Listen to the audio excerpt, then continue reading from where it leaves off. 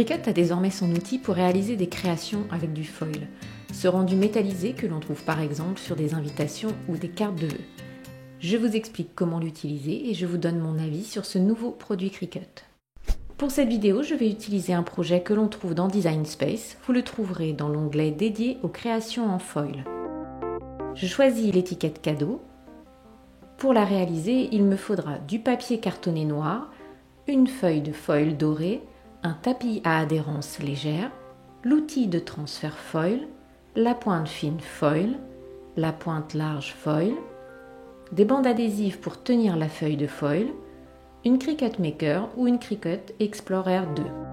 Je lance la création sans la modifier. Une précision, l'outil foil ne peut pas être utilisé depuis les applications mobiles. Sur l'écran de visualisation du projet, on voit qu'il y a 3 actions prévues, la pointe fine foil suivie de la pointe large foil et pour terminer, la découpe. Le tapis ne doit pas être éjecté avant la fin du projet. Je passe à la sélection des matériaux. Je choisis le cardstock. On voit dans la partie chargement des outils et du matériel le rappel des différentes étapes du projet. Sur le tapis bleu avec le papier cartonné, je viens poser la feuille de foil que je vais sécuriser avec les bandes adhésives. C'est l'adhésif fourni avec les feuilles de foil, mais du masking tape fonctionne aussi très bien. Il faut essayer de placer l'adhésif tout en gardant la feuille de foil bien à plat sur le support, ce qui n'est pas toujours évident. Dans mes tests, il m'est arrivé de m'y reprendre à plusieurs fois ou même d'abîmer le support sur lequel je posais le foil. On met en place l'outil foil avec la pointe fine foil.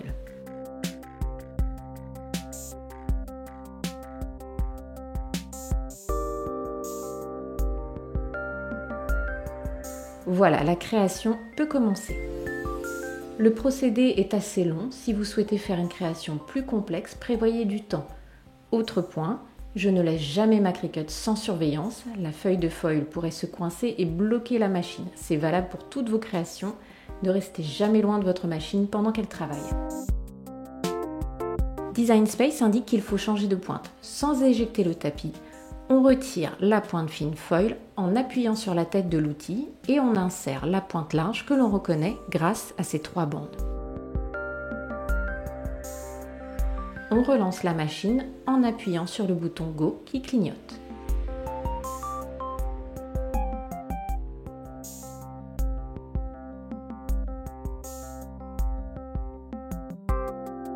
La partie foil est terminée, il s'agit maintenant de découper le papier cartonné. On place la lame de découpe basique pointe fine, toujours sans éjecter le tapis.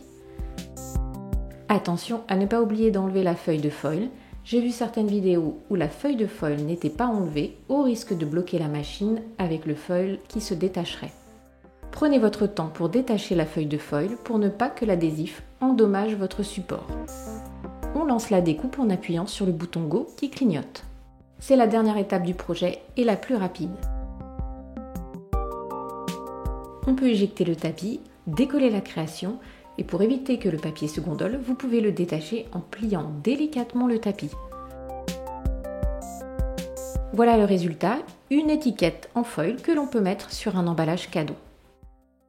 Le kit foil Cricut est livré avec des feuilles et de l'adhésif pour commencer ses premières créations. Mais vous devrez en racheter par la suite, les feuilles existent en 2 tailles différentes. Ok, vous vous souvenez, en début de vidéo, je vous ai dit ça. Je vous explique comment l'utiliser et je vous donne mon avis sur ce nouveau produit Cricut.